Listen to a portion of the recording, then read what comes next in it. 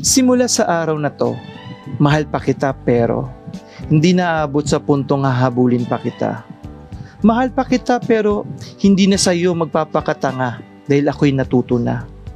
Na hindi lahat ng darating sa buhay mo ay mananatili. Na hindi porket mahal ka ay hindi ka nasasaktan. Siguro, yun nga lang talaga yung kahalagahan ng salitang break up.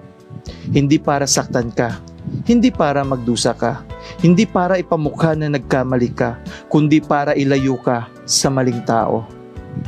Kaya simula sa araw na to, hindi na kita iiyakan.